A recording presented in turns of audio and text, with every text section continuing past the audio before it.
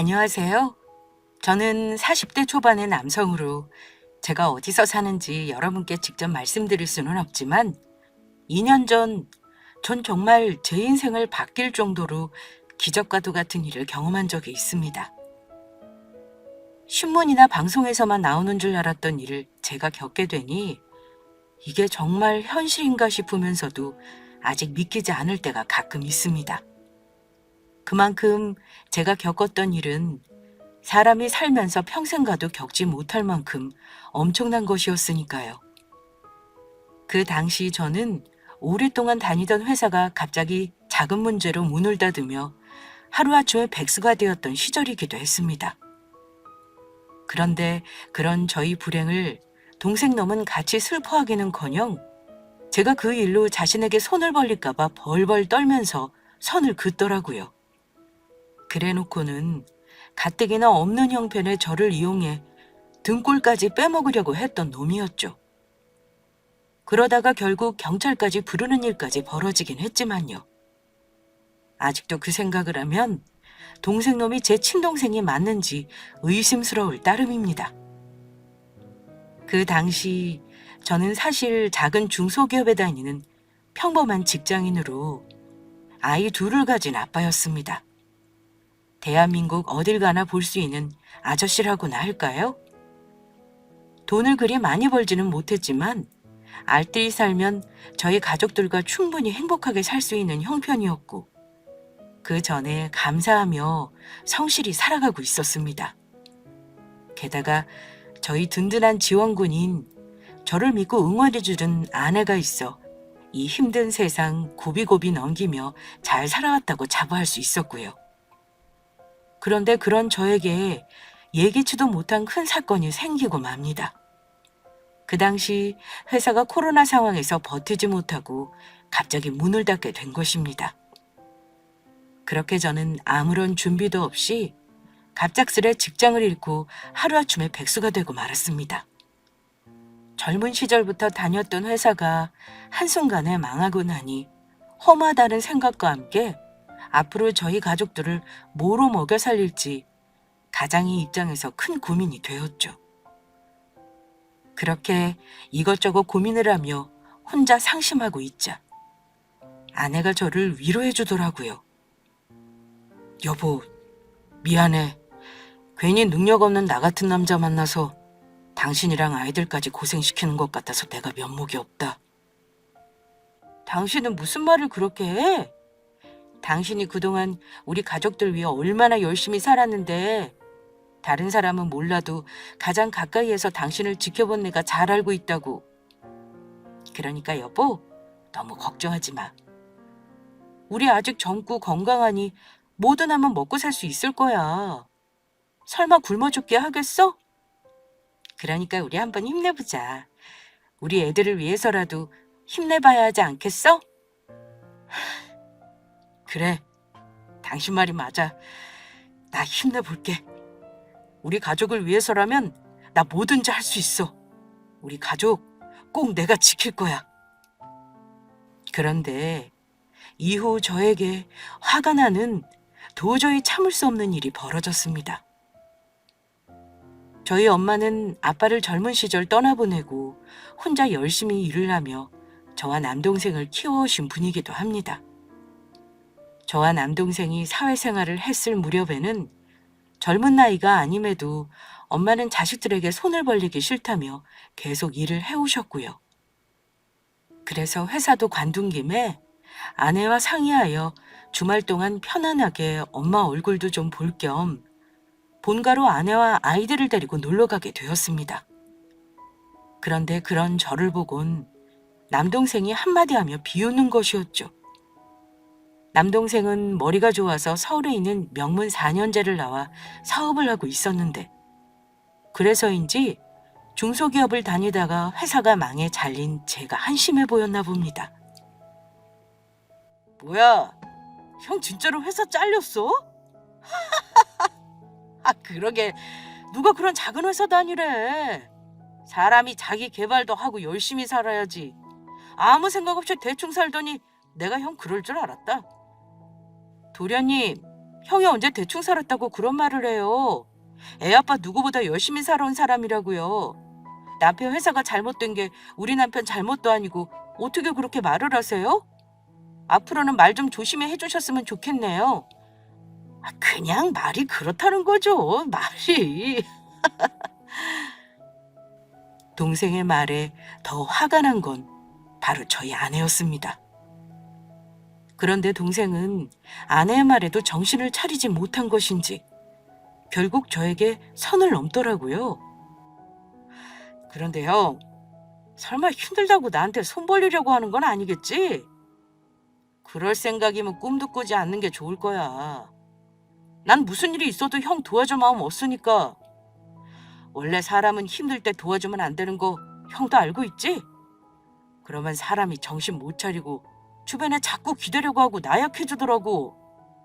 스스로 그 위기를 극복하고 이겨내야 더 힘든 일이 찾아왔을 때 이겨낼 힘도 생기고 성공도 할 수 있는 거라고. 바로 나처럼 말이야. 그래서 내가 마음만 먹으면 형 우리 회사 취직시켜줄 수도 있지만 이게 다 형 생각해서 안 도와주는 거니까 그렇게 하려고. 성공한 사람으로서 형에게 특별 과외를 해준다고나 할까? 그렇다고 너무 고마워할 필요는 없고. 걱정하지 마라. 어차피 너한테 처음부터 손 벌릴 생각은 하지도 않았으니까. 그런데 내가 궁금한 게 있는데 위기가 왔을 때 스스로 사람이 극복해야 하는 거라면서 넌 왜 대학교 들어갔을 때 너 스스로 아르바이트해서 돈 벌 생각 안 하고 나한테 손 벌리면서 대학 등록금이나 용돈 보태달라고 했어? 우리 집이 넉넉한 형편도 아닌데 그때 왜 그랬냐고? 너 도와주느냐고 나랑 네 형수가 고생한 건 알고 있지? 그때 너 분명히 돈 벌면 갚을 거라고 했는데 그 돈 언제 갚을 거냐? 너 지금 돈도 잘 버니까 지금 갚으면 되겠다. 내 말이 맞지? 오, 시간이 벌써 이렇게 됐나? 오늘 밖에서 거래처랑 약속 있는 거 깜빡했네. 그러면 형, 난 바빠서 이만 가봐야 할 것 같아서 그 이야기는 나중에 하자. 제 이야기에 찔렸는지 동생 녀석은 갑작스레 약속에 있다는 핑계를 대며 자리를 피하려고 하더라고요. 물론 동생이 스스로 사업을 해 성공에 잘 나가고 있는 건 맞지만 동생 혼자 힘으로 잘 된 것은 아니었거든요. 물론 대부분 엄마가 남동생을 열심히 뒷바라지 하시긴 했지만 동생이 대학 다닐 때부터 저와 집사람이 도와준 몫도 있었습니다. 저희가 형편이 되어 도와주었다기보다는 저희 엄마를 도와 남동생이 조금이라도 잘 됐으면 하는 마음에서였죠.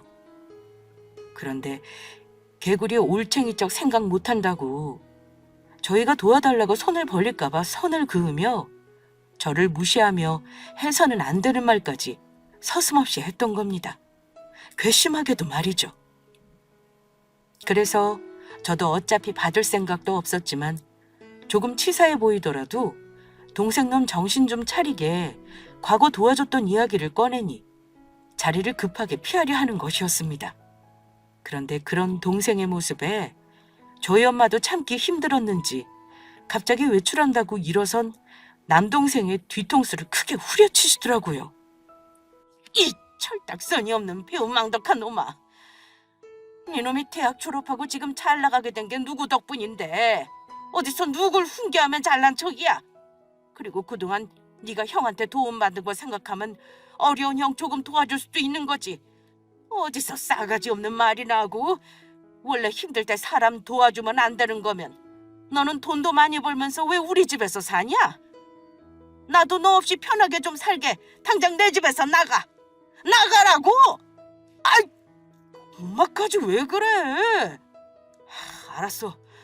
앞으로는 그러면 내가 집세 내면 될 거 아니야. 그깟 돈 얼마면 되는데. 이게 그러고도 정신을 못 차렸어? 너 오늘 나한테 오랜만에 혼 좀 나봐라. 내가 저런 것을 낳고 미역국을 먹었지. 그나마 다행이라면 동생을 빼면 나머지 가족들은 전부 제 편이란 것이었죠. 그리고 그날 동생의 말을 듣고 서럽고 억울한 마음에 아내와 다짐을 했죠. 지금은 우리가 비록 많이 힘들지만 꼭 동생보다 더 성공해 보란 듯이 잘 살아보자고요. 그래서 다시는 이런 서러움을 겪지 말자 이야기했습니다. 그래서 일단 앞으로 뭘 해먹고 살지 그 고민부터 하기로 했어요. 그런데 제가 나이가 있고 코로나로 모두 힘들다 보니 뽑아주는 회사가 쉽게 나타나지 않더라고요. 그래서 아내와 곰곰이 생각해보니 어차피 회사에 다시 들어가게 돼도 결국에는 어느 정도 나이가 들면 퇴직을 할 수밖에 없는 상황이 올 것 같더라고요. 결국 나중엔 먹고 살기 위해선 내 가게를 차려 장사를 할 수밖에 없는 것이었습니다. 해서 지금 조금 고생이 되더라도 내 가게를 차려 장사를 해보자는 마음이었죠. 그렇게 아내와 함께 시작하기로 한 것이 바로 프랜차이즈 치킨집이었습니다. 사실 예전부터 아내와 나이가 들어 퇴직을 하면 무얼 할지 가끔 대화를 나눈 적이 있었는데 그때마다 저나 아내가 하고 싶어 했던 일이 바로 치킨집이었거든요. 그런데 막상 치킨집을 차리기에는 저희가 가진 돈으로는 부족한 상황이었습니다. 가맹비며 인테리어 비용에 그리고 가게 임대료까지 저희 상황에서는 적잖이 큰 돈을 투자해야만 했습니다. 그래서 저희는 그동안 모아뒀던 돈이랑 저의 퇴직금에 살고 있는 집의 전세자금을 빼서 월세로 이사가며 가게를 시작하게 되었죠. 그런데 교육을 받고 가게 인테리어를 하며 막상 장사를 시작하니 저희 부부가 기대했던 것과는 너무도 달랐습니다. 코로나라도 대부분의 치킨집은 배달이랑 포장이 늘면서 오히려 장사가 잘 된다고 했는데 저희 가게 사정은 정반대였거든요. 가게 위치 때문인지 상권 때문인지 무슨 이유 때문인지는 모르겠지만 장사가 잘 안 되고 있었으니까요. 그때는 꼼꼼히 준비한다고 준비해서 연 가게였지만 힘든 시기 너무 대책 없이 가게를 열었나 하고 잠시 후회가 되기도 했습니다. 그때는 치킨집을 연 지 얼마 안 된 시기라 초짜 사장으로 아는 것도 제대로 없는 상태였으니까요. 무작정 열심히만 하면 가게가 무조건 잘 될 거라 생각했던 것이었죠.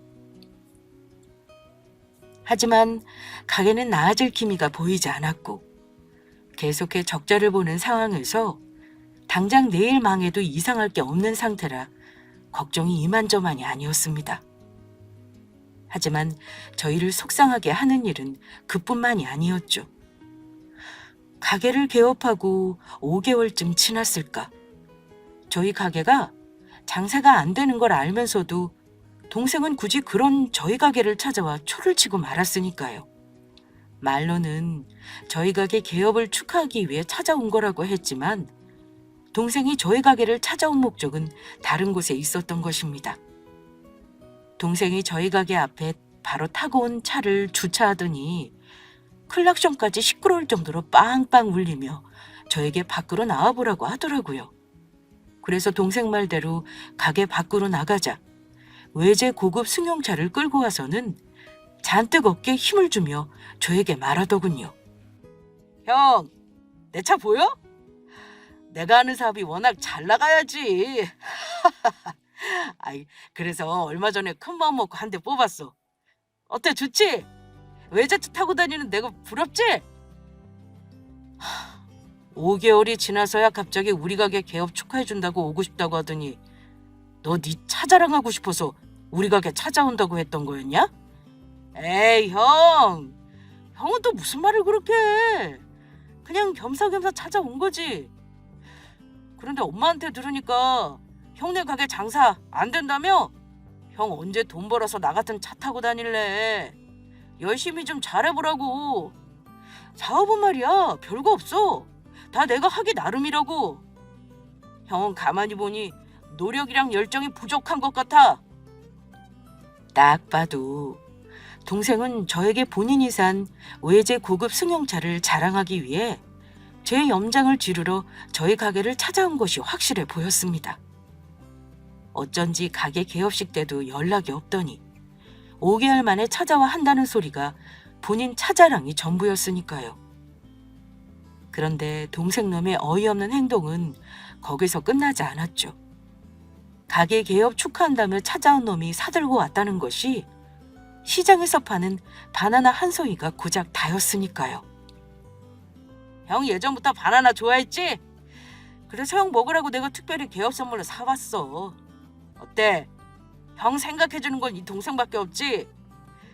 그런데 내가 지금 아침을 안 먹어서 배고파서 그러는데 이거 내가 사온 바나나 한 개만 먹는다? 그리고 형, 나 친구들이랑 치킨 좀 나눠 먹게 좀 싸줘. 잘 나가는 메뉴들로다가 11마리만. 그 정도는 동생한테 공짜로 줄 수 있지? 형제 좋다는 게 뭐야.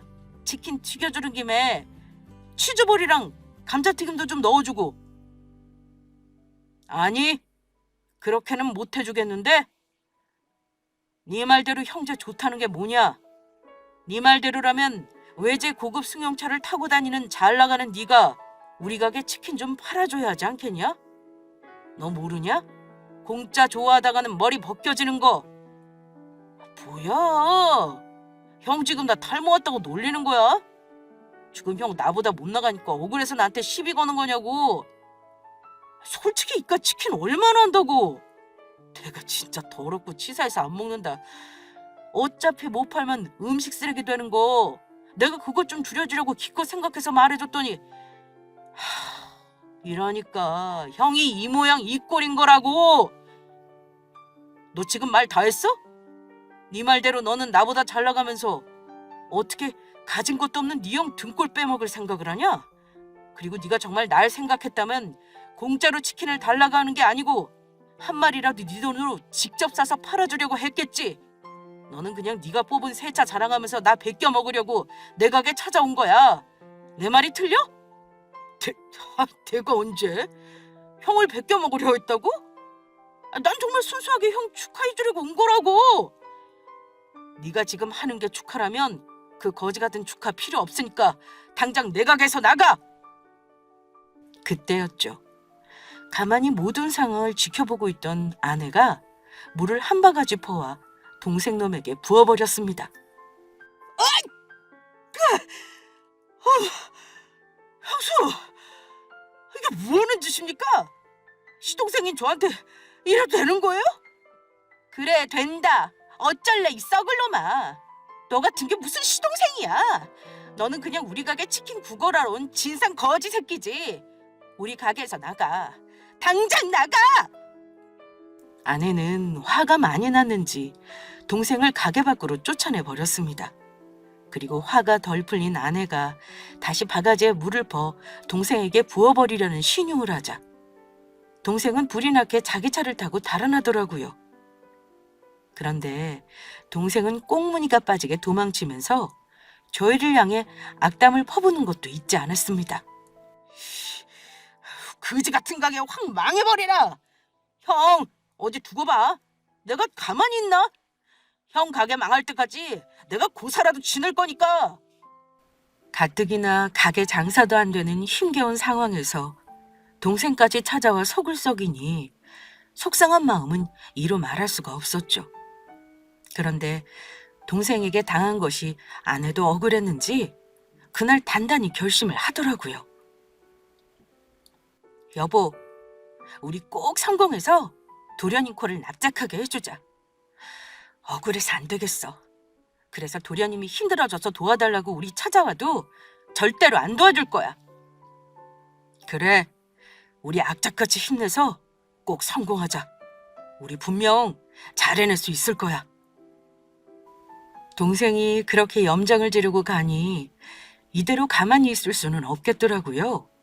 그래서 뭐라도 해보자는 심정에 가게 오픈했을 때처럼 밖에 나가 전단지도 돌리고 치킨을 시키면 음료를 하나 더 주는 이벤트도 하고 배달앱으로 음식을 주문하고 리뷰를 단 손님들에게 서비스를 주는 행사도 열고 손님 한 분 한 분에게 정말 정성을 다했습니다. 하지만 저희가 아무리 노력해도 그런 저희의 노력에 찬물을 끼얹은 사건은 계속해 벌어졌습니다. 배달앱으로 치킨을 시킨 손님 한 분이 저희 가게에 악플을 단 것입니다. 음식에서 행주 튀긴 것이 같이 나왔다며 사진을 올렸는데 손님이 찍은 치킨 사진은 저희 가게 치킨도 아닐 뿐더러 치킨 메뉴도 저희 가게에서 파는 것이 아니었습니다. 누가 봐도 저희 가게 장사를 방해하기 위해 가짜로 글을 올린 게 분명해 보였죠. 그래서 저도 참지 않고 바로 글을 올렸습니다. 고객님, 안녕하세요. 달아주신 댓글 잘 보았습니다. 그런데 고객님이 올리신 치킨 사진은 저희가 가게에서 파는 메뉴가 아닌 것으로 보입니다. 인터넷으로 확인해 보시면 아시겠지만 저희 가게에서는 고객님이 드신 치킨 메뉴는 판매하지 않고 있습니다. 아무래도 저희 가게를 영업 방해하기 위해 거짓으로 글을 올리신 것으로 보이니 고객님이 올리신 증거를 바탕으로 업무방해죄로 고소를 진행하려 합니다. 나중에 경찰서에서 뵙겠습니다.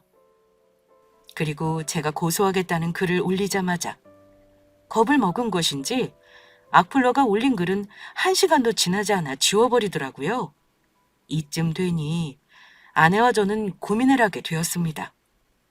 저희가 최선을 다한 다음에 욕을 먹은 것은 상관없지만 장사도 안 되는데 자꾸 안 좋은 일들만 생기니 치킨집을 하는 건 저희와 인연이 아닌가 싶었던 것이죠. 그래서 정말 집사람과 심각하게 가게를 접어야 하는 건 아닌지 고민을 하게 되었습니다. 그런데 그 와중에 동생놈이 다시 저희 가게를 찾아와 속을 썩이더군요. 그날 아내가 가게에서 자신을 쫓아낸 것에 대해 앙심을 품은 것인지 저희 가게 매상을 올려주겠다고 친구들을 데려와 치킨과 음료를 한가득 시키더라고요. 그것도 저희 가게에서 쫓겨날까 봐 제한 인원에 딱 맞춰서요. 그 전에 일도 있고 동생의 행동이 걱정되지 않은 건 아니었지만 설마 친구들까지 데리고 와 저희 가게에서 큰 말썽을 부릴까 싶어 아무런 의심을 하지 않았습니다. 하지만 설마가 사람 잡는다고 그날 동생은 기어이 저와 인연을 끊는 사고를 치고 맙니다. 동생이 찾아왔던 곳은 저녁 시간이었는데 영업 제한 시간이 가까워졌음에도 나갈 생각을 하지 않는 것이었습니다. 그래서 동생과 동생 친구들을 억지로 내보내려고 하니 안 나가겠다고 버티며 동생 놈이 글쎄 치킨값을 내지 않으려 하는 것이었죠. 그것도 말도 안 되는 핑계를 대면서요. 저번에 형이 내가 치킨 11마리 싸달라는 거 안 싸줘서 오늘 내가 친구들 데리고 와서 일부러 먹은 건데? 그러니까 우리 돈 낼 필요 없지? 저번에 형이 나 치킨 11마리 안 싸준 값으로 퉁치면 되는 거잖아. 너 그러면 지금부터 무전 취식할 생각으로 우리 가게에 왔다는 거야? 무전 취식이라니. 그깟 치킨값 얼마나 한다고. 형은 왜 자꾸 가족끼리 돈을 받으려고 해? 너 정말 이렇게 나올 거냐? 정말 형제끼리 끝장을 보자는 거지? 그래, 이렇게 나올 거다. 어쩔래? 왜? 형 경찰이라도 부르려고? 어디 한번 부를 수 있으면 불러보든지. 나 하나도 안 무서우니까. 동생은 아마도 제가 지 친형이기도 하니 절대로 동생 놈을 경찰에 신고할 수 없다고 생각한 것 같았습니다. 하지만 동생 놈은 알지 못했을 겁니다. 제가 정말 한다면 하는 사람이라는 걸 말이죠. 형제도 형제 나름이라고 힘든 자기 형제를 걱정하고 위해주기는커녕 남보다 못하게 대하면 못살게 구는데 어떻게 그런 인간을 동기간이라고 할 수 있을까요? 그래서 저는 그날 정말로 동생놈과 끝장을 내기로 마음먹었습니다. 그래, 네가 그렇게 정 원하면 경찰 불러줄게. 여보, 우리 가게 찾아와서 무전 취식한 이 도둑놈들 지금 당장 112에 신고해. 아내는 제 말에 경찰서에 신고를 했고 얼마 지나지 않아 경찰관들이 경찰차를 타고 달려왔습니다. 그제야 동생과 동생 친구들까지 겁을 먹고 안절부절 못하며 저에게 싹싹 용서를 빌더라고요. 형님, 잘못했습니다. 이번만 봐주시면 다시는 안 그럴게요. 저희가 잘못했습니다. 형 미안해. 이번만 제발 봐줘라. 그냥 형이 치킨 가지고 너무 치사하게 나오니까 열받아서 내가 그랬던 거지 다른 뜻은 없었어. 진짜야. 치사해? 지금 누가 누굴 보고 치사하다는 건데? 너 형 뻔히 장사 안 돼서 어려운 거 알면서 도와주기는커녕 그 없는 살림에 꼭 빈대를 붙고 싶었냐? 당장 내일 가게 망해서 문 닫게 생긴 마당에 어떻게 이럴 수가 있냐고? 네가 한 행동은 당장 내일 죽을 사람한테 빨리 죽으라고 죽어라 패는 거랑 다를 바 없다고. 야, 김준식, 너 어떻게 된 거야? 네 형 가게 장사도 무진장 잘 되는데 동생 먹는 거 아깝다고 닭 한 마리도 안 튀겨주려고 해서 치사하게 혼쭐 내주려고 해서 같이 왔더만. 인제 보니 너 형님 장사도 안 되는데 일부러 괴롭히려고 우리 데리고 온 거였어? 너 형님 가게 오픈할 때 얼마나 보태줬다고 우리한테 말한 것도 전부 거짓말이지? 그게 아니면 형님이 왜 저렇게 말씀하시는데? 이 자식, 네가 그러고도 인간이냐? 앞으로 너랑 절교다.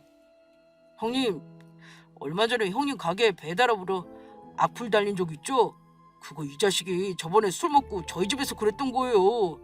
어릴 때부터 잘난 것도 없으면서 형이라고 자기 가르치려 들으면서 잘난 척하더니 치킨 가게 열어놓고 치사하게 공짜로 치킨도 안 주려고 한다고 복수할 거라면서 제가 말리는데도 가짜로 악플을 달았더라고요. 이런 놈은 상종도 하지 마세요. 치킨값은 저희가 잘못했으니 전부 물어드리겠습니다. 형님, 힘드신데 저희까지 찾아와 힘들게 해드려서 정말 죄송합니다. 내가 언제 그랬다고 그러냐? 형, 아니야. 절대 아니라고. 동생 친구들의 말에 저는 정말 황당하다 못해 절망하고 말았죠. 가장 힘들 때 힘이 되어줘야 하는 가족이 제 등에 몰래 칼을 꽂고 있었던 겁니다. 그래서 저는 그동안 참아왔던 우울분을 담아 결국 동생놈의 멱살을 잡고 말았죠. 니놈이 그러고도 인간이냐? 네가 그러고도 사람이냐고! 너 오늘 먹은 술값이랑 치킨값 네 친구들 말고 네가 전부 계산하고 가라. 안 그랬다가는 정말로 너 고소해버릴 테니까. 그리고 오늘 너 나한테 좀 맞자.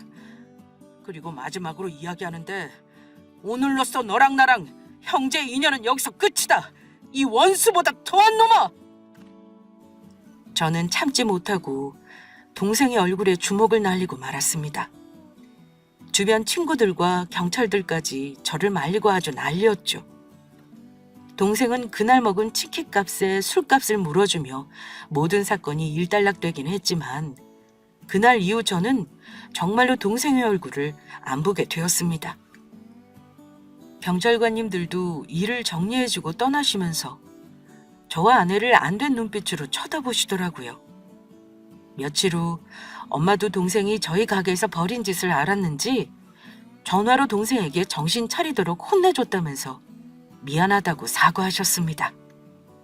부모인 자신이 잘못 가르쳐서 그렇다면서 그동안 동생이 저에게 저지른 짓도 있고 동생을 안 보고 산다고 해도 이해하신다고 하시더라고요.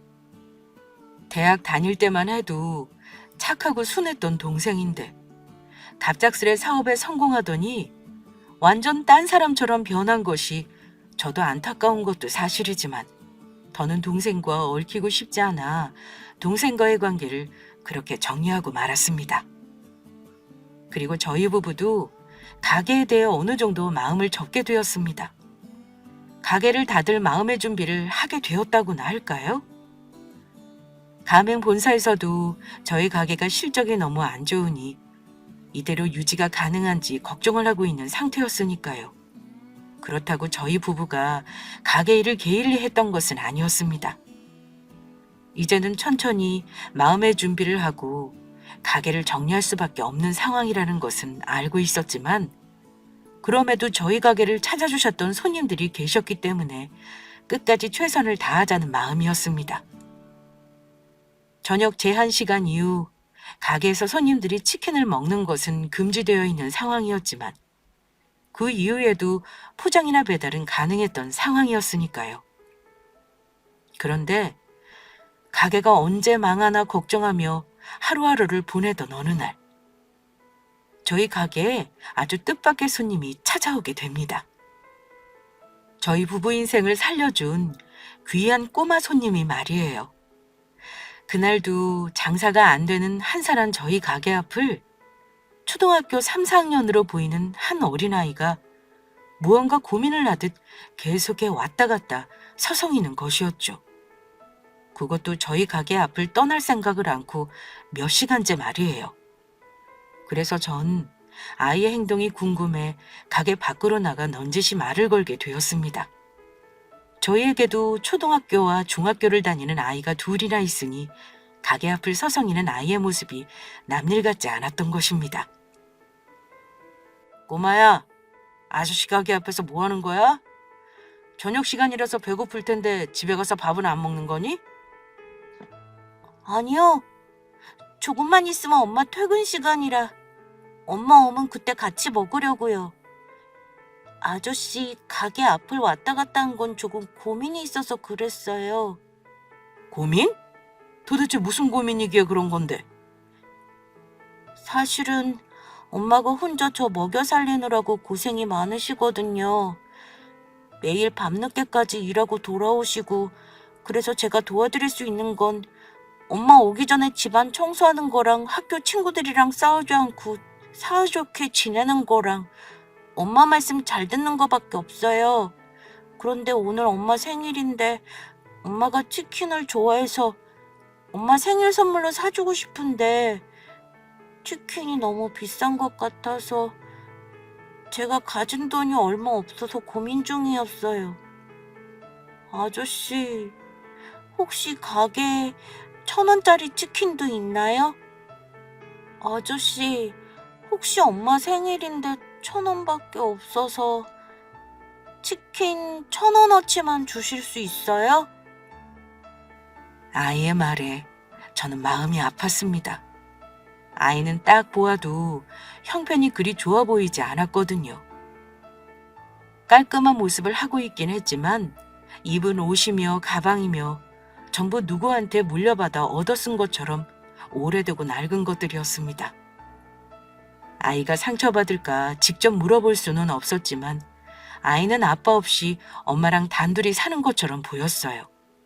그런 아이가 엄마 생일 선물을 해주고 싶다며 저희 가게 앞을 서성이기까지 얼마나 큰 용기가 필요했을지 그 생각을 하니 많이 안타까웠던 것입니다.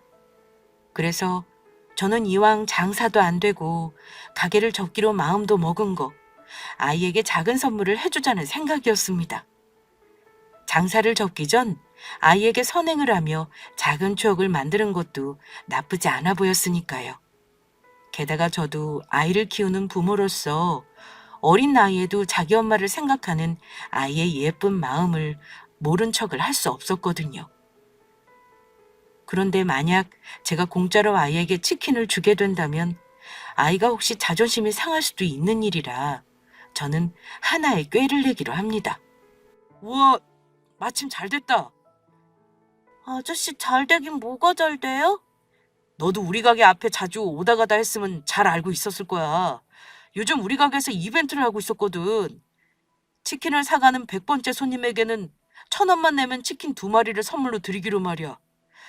그런데 마침 네가 딱 우리 오늘 가게 100번째 손님이지 뭐니? 아저씨, 그게 정말이에요? 정말 제가 오늘 아저씨 가게 100번째 손님이에요? 그래. 그러니까 아저씨가 지금 치킨 2마리 튀겨줄 테니까 조금 있다가 집에 가면 엄마 기다렸다 같이 맛있게 먹도록 해라. 아저씨, 저 진짜 신나요. 정말 고맙습니다. 저는 아이의 사연을 대충 아내에게 설명해주고 아내와 함께 온 정성을 다해 닭을 튀겼습니다. 저희 가게 치킨을 먹고 아이와 아이 엄마가 잠시나마라도 행복하길 바라는 마음으로요. 그래서 저희 가게에서 제일 잘 나가는 메뉴 치킨 2마리를 튀겨서 음료와 사이드 메뉴와 함께 아이에게 건네주게 되었습니다. 제가 아이에게 치킨을 건네자 아이는 해맑게 웃으며 너무 기뻐하더라고요. 아저씨, 아줌마 정말 고맙습니다. 오늘 제 인생에서 제일 행운의 날 같아요. 제가 나중에 커서 어른 돼서 돈 많이 벌면 맨날 아저씨 집 단골할게요. 그래. 아저씨도 그때까지 열심히 장사하고 있을게. 당 무거우니까 조심해서 들고 잘 가렴. 네. 아이는 고맙다고 몇 번이나 말하고 신이 난 발걸음으로 치킨 2마리를 두고 집으로 향했습니다. 그리고 저희도 그날부터 가게를 정리할 준비를 하기 시작했죠. 그런데 얼마 지나지 않아 저희에게 엄청난 일이 벌어졌습니다. 아이에게 치킨을 선물로 하고 일주일 정도 시간이 지났을 때쯤 갑자기 저희 가게에 검은 양복 차림의 사람들이 들이닥친 것입니다. 아내와 저는 갑작스런 상황에서 당황하며 곤란해하고 있었죠. 그런데 거기서 가장 똑부러지게 생긴 한 여성분이 갑자기 저와 아내에게 명함을 내밀었습니다. 안녕하세요. 저희는 본사 마케팅 팀에서 나왔습니다. 그리고 저는 본사 마케팅 팀 팀장입니다. 네. 안녕하세요. 본사 마케팅 팀 팀장이라 소개한 사람의 말에 저는 그제야 왜 검은 양복을 입은 사람들이 저희 가게에 들이닥쳤는지 직감할 수 있었습니다. 가게를 처음 차려봐서 잘은 모르지만 가게가 장사가 안 되니 그만 가게를 정리하고 접으라고 직접 통보하기 위해 찾아왔나 싶었던 것이죠. 최근 들어 이상하리만큼 가게 손님이 늘긴 했지만 그렇다고 가게를 유지할 만큼의 수준은 아니었으니까요. 그래서 저와 아내는 드디어 올 것이 왔다는 생각에 이야기를 하려 했습니다. 언제쯤 가게를 정리하면 될까요? 안 그래도 가게가 장사가 안 돼서 정리할 생각을 하고 있었습니다. 그래도 내일 당장 접으라는 소리는 아니시죠? 저희도 가게 정리할 시간도 필요하고 건물 주인분께도 가게 내놓는다고 말씀을 드려야 할 것 같아서요. 남편 말이 맞아요. 그래도 가게 정리할 시간은 주셨으면 좋겠습니다. 저희가 오늘 찾아온 것은 그 이유 때문이 아니고요. 아무래도 그 소식을 아직 모르시는 것 같아서 사장님 두 분께서 급히 보셔야 할 게 있는 것 같습니다. 그렇게 말하며 마케팅팀 팀장이라는 분이 저희 부부에게 보여준 것은 어느 SNS에 나돌고 있는 한 인기 게시물이었습니다. 그리고 저는 그 인기 게시물을 확인한 순간 깜짝 놀라고 말았죠. 상호는 가려져 있었지만 SNS에 저희 가게 사진이 대문짝만하게 떡 찍혀서 돌아다니고 있었으니까요. 두 천사 부부가 운영하는 치킨집으로요. 알고 보니 그 인기 게시물은 저희 가게에서 얼마 전 1,000원으로 치킨 2마리를 사갔던 아이 엄마가 직접 올린 것이었습니다. 저희 가게 사진을 올리면서 본인 사연을 함께 말이에요. 내용은 이러했습니다. 오늘 제가 너무 감동적인 일을 겪어 이곳에 글을 올리게 되었습니다. 사실 저는 3년 전 교통사고로 남편을 잃고 아이와 단둘이 살고 있었습니다.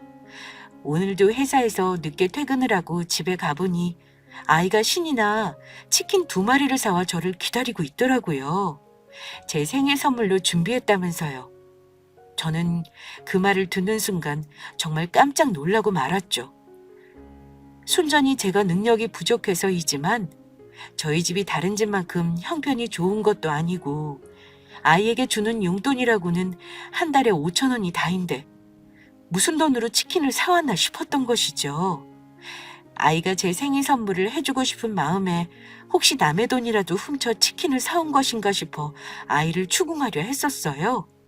근데 아이가 용돈을 쓰고 남아있던 1,000원으로 치킨 2마리를 사왔다고 말하더군요.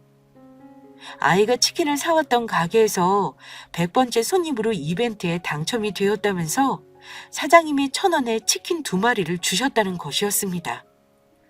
아이의 말을 듣고 저는 눈물을 흘릴 뻔했습니다. 사실 아이가 말한 가게는 장사가 잘 되는 치킨집이 아니었거든요.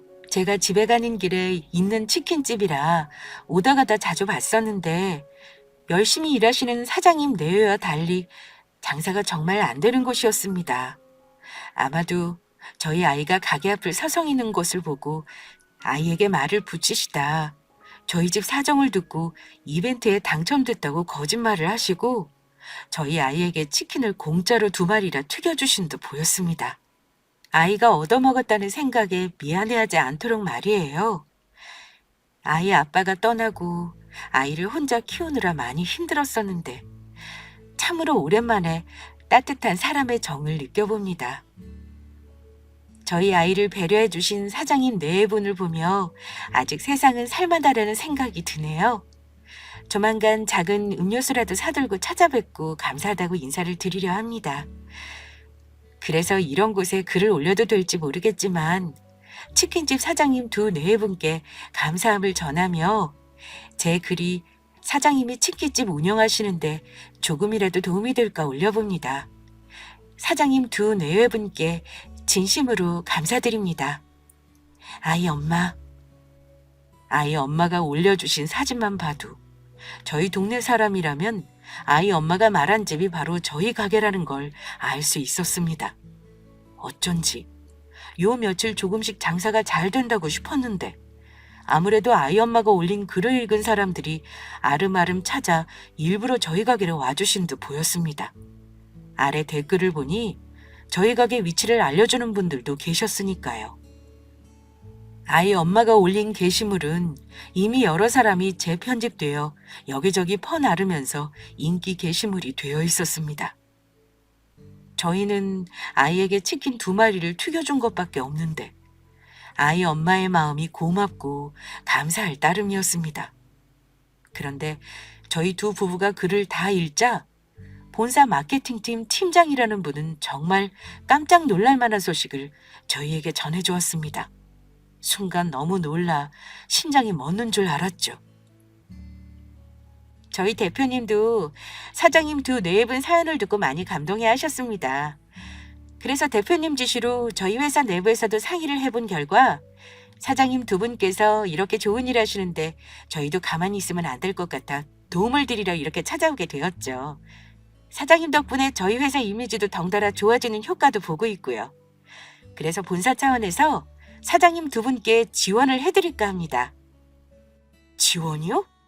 네, 일단 사장님 가게가 자리 잡을 때까지 아무 걱정 없이 운영할 수 있도록 본사에서 매달 내시고 있는 로열티를 3년간 무료로 드리기로 결정을 내렸고 식자재도 사장님을 포함 코로나 이후 매출이 부진한 가맹집 모두 30% 할인을 해드리려 결정을 했습니다. 그리고 특별히 사장님 가게는 본사 차원에서 도와드릴 수 있는 부분은 최대한 도와드리려 합니다. 그래서 사장님 가게에 일을 도와드릴 전문 직원 한 분도 2년간 보내드릴 예정이고요. 나머지는 저희 본사에 필요한 부분이 있으면 언제든지 말씀해 주세요. 대표님께서 사장님 전화는 언제든지 잘 받으라고 특별히 따로 지시를 내리셨으니까요. 그게 저 말인가요? 정말 고맙습니다. 사실 저희 장사가 너무 안 돼서 가게를 접을 생각이었거든요. 그런데 이렇게 큰 도움을 주시고 정말 고맙습니다. 이게 지금 꿈은 아니죠? 정말 감사합니다. 1,000원으로 치킨 2마리를 아이에게 선물해 준 것이 전부였는데 그 작은 선물이 저희에게 이렇게 기적과도 같은 큰 선물로 되돌아오게 될 줄은 몰랐습니다. 하지만 그 엄청난 기적은 거기서 끝이 아니었어요. 본사 직원들이 다녀간 그날부터 SNS를 보고 손님들이 갑작스레 물밀듯이 찾아오셨으니까요. 배달이며 포장이며 꼭 저희 가게에서 치킨을 먹고 싶다며 멀리서 찾아오신 손님들까지 계셨습니다. 저희 앞에서 치킨을 사기 위해 기다리시는 손님들의 줄을 보며 저에게도 이런 꿈 같은 일이 일어날 수 있다는 것이 그저 신기하기만 했습니다. 손님들 말씀으로는 저희가 좋은 일을 했다며 저희를 돈줄 내주기 위해서 찾아왔다고 하시더라고요. 좋은 일을 하는 사람들은 더욱 잘 되라고 돈으로 돈줄을 내준다고 요즘은 그렇게 말한다고 하더군요. 한마디로 저희 가게가 착한 가게로 소문이 나면서 대박이 나게 된 것입니다. 그리고 손님들의 방문은 일회성으로 끝나지 않았습니다. 손님들의 방문은 꾸준히 계속되었고 저희 가게는 안정적으로 자리를 잡을 수 있게 되었죠. 그리고 시간이 2달쯤 흘렀을까? 드디어 저희가 기다리던 사람들이 찾아왔습니다. 저희에게는 은인이나 다름없는 1,000원짜리 치킨 2마리를 사갔던 아이와 아이의 엄마 말입니다. 아이 엄마분은 정말로 음료수까지 사들고 저희 가게를 찾아오셨더라고요. 그리고 아이 엄마에게 이야기를 들어보니 아이와 아이 엄마에게도 아주 좋은 소식이 있었습니다. SNS에 올린 글로 아이와 아이 엄마의 사연이 알려지면서 지자체에서 연락이 와 도움을 주기로 했다는 것이었습니다.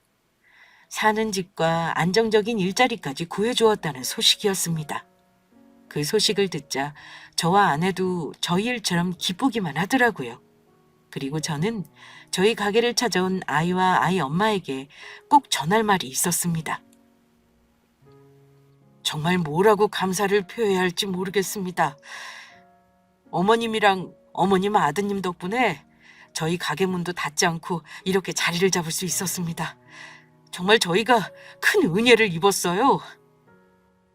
이 사람 말이 맞아요. 원래는 장사가 너무 안 돼서 가게를 정리하려고 했는데 어머님이 도와주셔서 저희가 이렇게 잘 살았습니다. 아니에요. 저야말로 그때 너무 힘든 시기였는데 두 분 덕분에 오랜만에 저희 아이와 행복할 수 있었어요. 아무나 베풀 수 없는 선행이었는데 사장님 두 분께 정말 감사드립니다. 그 이후 저희는 아이와 아이 엄마와 꾸준히 연락하며 지내게 되었습니다. 서로가 응원하며 돕는 가까운 이웃사촌이 되었다고나 할까요? 아이들도 아주 친한 친구 사이가 되었고요. 그리고 그 이후 저나 집사람이나 사람들에게 받기만 해서는 안 된다는 생각에 가게 수익금의 일부를 어린이 단체에 기부하게 되었습니다. 그런데 아이와 아이 엄마가 찾아온 몇 달 후 정말 생각지도 못한 일이 저희에게 벌어졌습니다. 인연을 끊기로 했던 동생놈이 저희를 다시 찾아온 것이었어요. 그것도 다 죽어가는 얼굴로 제발 도와달라면서요. 동생은 건강식품을 만드는 사업을 하고 있었는데 알고 보니 동생이 했던 게 그냥 건강식품 사업이 아니었던 것입니다. 어르신들을 상대로 건강식품을 팔아 다단계 사기를 치는 몹쓸 짓을 하고 있었더라고요. 형, 가족이 좋다는 게 뭐야? 이럴 때 서로 도우라고 있는 거잖아. 나 정말 이러다가 감옥 가게 생겼다고. 엄마도 내가 한 번만 도와달라니까 전부 내가 잘못한 일이니까 제대로 죄값 받고 나오라고만 해. 나 그래서 지금 형량이라도 줄이려면 합의금이 필요해서 그러는데 나 좀 조금만 도와주라. 어? 제발. 너 예전에 나한테 했던 말 잊었냐? 원래 사람은 힘들 때 도와주면 안 된다면서? 그러면 사람이 정신 못 차리고 주변에 자꾸 기대려 한다고. 나도 너한테 똑같이 이야기해 줄게. 지금 네 일들은 전부 네가 잘못해서 벌어진 일들이니까 네 스스로 책임지고 죄값 치러서 잘 이겨내길 바란다. 다시는 이런 나쁜 짓 하지 않도록. 앞으로 우리 다시는 보지 말자. 동생은 결국 사기죄로 구속되어 교도소에서 그 죄값을 치르게 되었습니다. 그리고 현재 저는 제가 치킨집을 열었던 그곳에서 열심히 장사하며 아내와 아이들과 함께 잘 살고 있고요. 늘 힘들었던 때를 잊지 않으려 노력하며 매일 감사한 마음으로 살아가고 있죠. 그리고 저희 가족은 최근에 대출을 조금 깨긴 했지만 아파트를 사 들어가게 되었습니다. 가족들 모두 정말 행복해했고요. 저희가 이런 분에 넘치는 것들을 누리며 살아도 되는지 가끔 의심이 들기도 하지만 한 가지 확실한 것은 저희가 사랑을 베풀면 그것이 나중에 어떤 모습으로든 더 큰 사랑으로 저희에게 돌아온다는 것입니다. 그러니 물질적인 것은 아니더라도 우리가 베풀게 되는 작은 선행과 사랑을 아까워하지 않으셨으면 좋겠습니다. 그 선행과 사랑은 결국 자신에게 해주는 것과 마찬가지인 것이니까요. 우리 모두 사랑하며 살자고요. 모두 파이팅입니다.